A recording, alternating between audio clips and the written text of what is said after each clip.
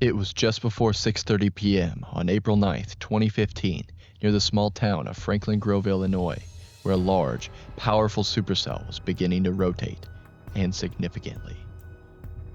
Just then, a tornado touched down in an open field and quickly began to intensify as it moved northeastward. The tornado then quickly became violent as it tracked across both Lee and Ogle counties.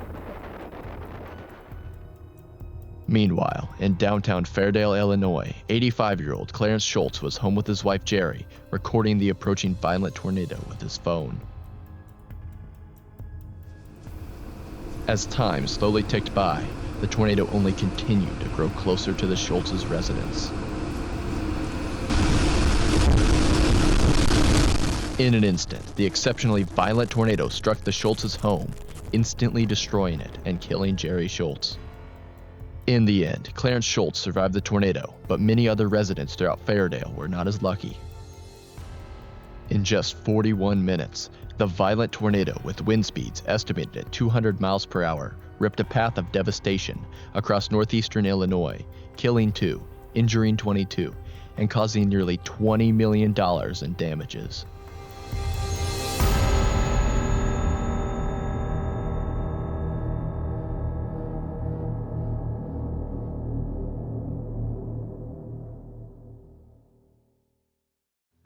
In the days leading up to the 9th, the SBC was closely monitoring the 9th as a potentially major day for severe weather across a large portion of the central U.S. Then, on April 4th, the SBC issued a large 30% risk region for severe weather over a significant portion of the central U.S. This forecast was issued due to a forecasted upper-level trough that was set to track into the region on the 9th. By the Day 3 outlook, an enhanced risk for significant severe weather was in place over the region, highlighting mainly northern Illinois as the main threat area. Then, on the initial Day 1 outlook issued on the 9th, the SBC added a large 5% risk region for tornadoes, with the main threat appearing to be damaging winds at this time. However, in their discussion, the SBC mentioned that a strong supercellular tornado could not be ruled out in northern Illinois. Overhead, on the morning of April 9, 2015, a robust, positive tilted upper-level trough progressed across the central high plains and eventually through the western Great Lakes region. This powerful upper-level trough provided ample wind shear of nearly 50 knots to the region, which would allow for supercells to sustain themselves for hours. In addition, Cape values were just over 2,000 joules per kilogram across the region, which was enough for supercells to form and intensify in the afternoon hours when the cold front was set to make its way through the region. Around noon, the National Weather Service office in Lincoln, Illinois, sent a weather sounding into the atmosphere to collect data on the upcoming severe weather. The noon sounding showed that the region was primed for tornadoes, with a large, looping hodograph showcasing the intense, low-level shear present in the region. Then, at 12:29 p.m., in light of the concerning weather sounding, the SBC issued a mesoscale discussion for much of southeastern Iowa and western Illinois, noting that a tornado watch would be needed soon for the region. Just over an hour later, the SBC issued a tornado watch for mainly parts of northern Illinois and central Illinois. Numerous thunderstorms continued to form over the next few hours, with multiple severe thunderstorm warnings being issued across the region. However, at approximately 6:11 p.m., the SBC severe warned a particularly strong, high precipitation supercell in the watch area. Even at these early stages of life, this supercell contained a weak mid-level mesocyclone, which is a telltale sign of a future tornadic supercell. Then, just over 20 minutes later, the National Weather Service office in Chicago, Illinois issued a tornado warning for this supercell, due to the powerful below-level velocity signature apparent on radar. Within 4 minutes, spotters began to watch as a tornado started to touch down near Franklin Grove, Illinois.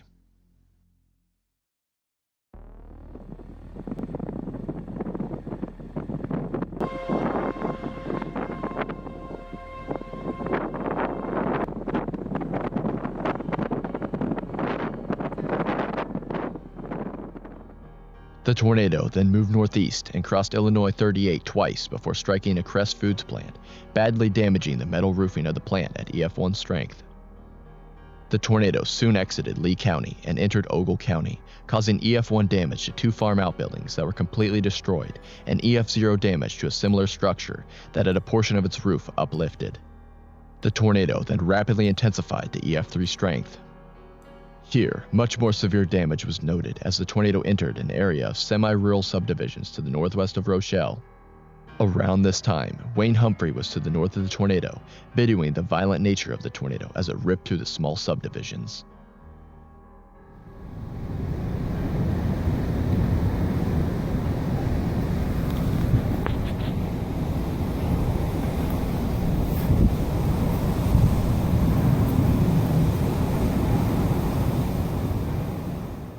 In this area, a few homes were destroyed at EF3 intensity, with other homes nearby sustaining EF2 damage. As the tornado then crossed South Richard Road, it intensified to a very high-end EF4 strength and inflicted catastrophic damage to several large homes as it impacted the Deer Creek subdivision. Numerous well-built homes along South Richard Road and East Kewell Court were leveled and swept from their foundations with debris strewn downwind. One house here had its concrete walkway pulled a few inches from its original location, and notable scouring of long grass was observed in the subdivision. These structures were estimated to have been impacted by winds near 200 miles per hour, the upper bound of an EF4 tornado. Much of the damage in this area was considered to have reached the EF5 rating by many. The tornado then continued to race northeastward, now as an extremely photogenic wedge-shaped tornado. At this time, numerous residents nearby captured the beautiful, yet devastating tornado racing over the countryside. Here she goes!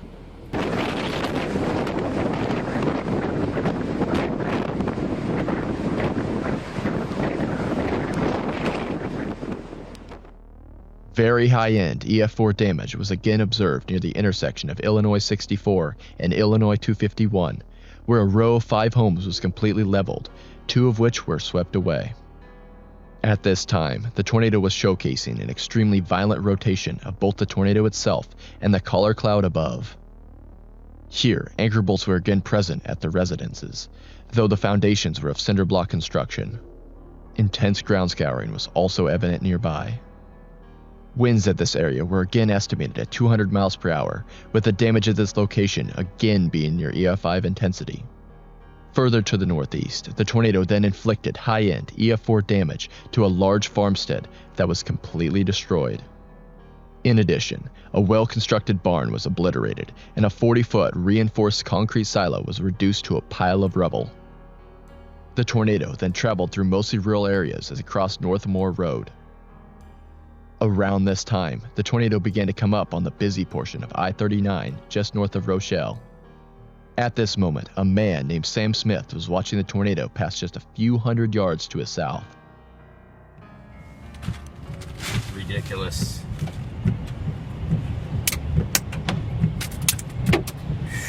Look, oh, that is scary. The truck is, oh my gosh. Holy smokes.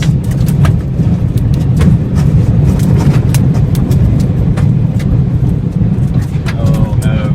Yeah, that is completely crazy. The truck feels like it's about to lift up off the ground. I'm not lying. Oh my gosh. Woo! Look at that. I don't know. I'm not getting out to look. After crossing I-39, the tornado caused moderate roof damage to a large residence and tossed and rolled a heavy barn. The tornado then continued to produce generally EF1 damage to trees and outbuildings before exiting Ogle County, and it was briefly accompanied by an EF0 satellite tornado that damaged crops to its southeast. As the tornado began to approach Fairdale, Illinois, 85-year-old Fairdale resident Clarence Schultz was in a second-story window, recording the tornado as it approached him and his wife Geri's home.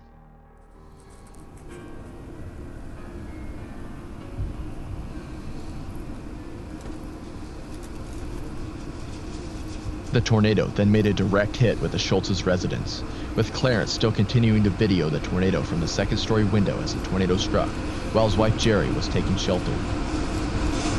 Unfortunately, both Geri Schultz and their neighbor Jacqueline Closa were killed in their homes, and an additional 11 people were injured throughout the town, including Clarence.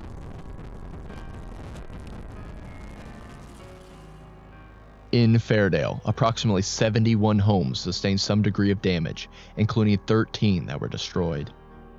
Several houses on the northwest side of town sustained damage consistent with an upper-level EF4 tornado, with all walls collapsed. A few houses that were nailed to the foundation, not bolted, were swept clean. The tornado then continued northeast across Wheeler Road. The tornado then impacted a few more homes at EF2 to EF3 strength as it moved northeastward. The tornado then finally dissipated at 7:20 p.m. over Cherry Valley Road, ending its 30.14-mile and 41-minute path of destruction. Across the region, violent damage from the tornado was spread across the towns and fields in DeKalb and Ogle counties.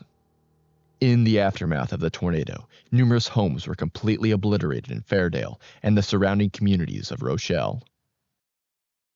In the end, the National Weather Service rated the tornado at EF4 200, just 1 mile per hour shy of the EF5 rating. Many of the homes that were rated at 200 mile per hour damage have been contested by scholars and engineers over the years, but no changes have been made to the rating of the tornado. However, regardless of the rating, the tornado had significant impact on the region. Total economic losses from the tornado reached $19 million. 22 people were injured and 2 people were killed by the tornado, with most of the injuries and all of the fatalities coming in Fairdale alone. Aerial views of the damage showcase the devastating damage in the area. Especially across Fairdale, the damage was widespread.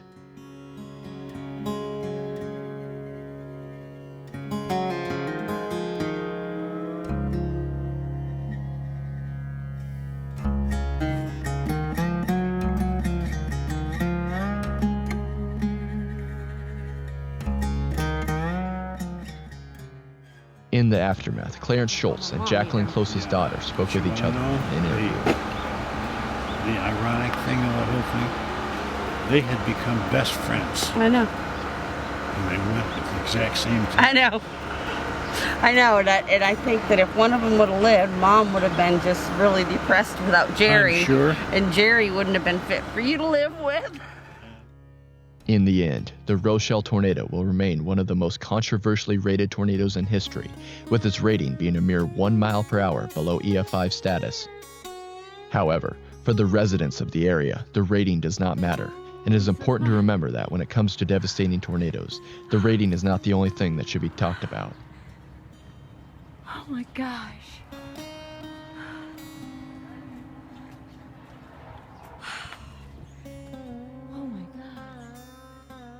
This video is dedicated to Geri Schultz and Jacqueline Close. As always, guys, thank you all so much for watching. This video is really fun to make, and I can't wait to start storm chasing season soon. We're really close. We're only a couple months out now, but also, if you're new here, don't forget to like, subscribe, and hit the notification bell to never miss another video. And also, if you want to become a channel member today for as little as $1 per month to help support my storm chasing and tornado video making, I would really appreciate that. But yeah, anyways, I appreciate you all for watching, and I'll see you in the next one. Goodbye.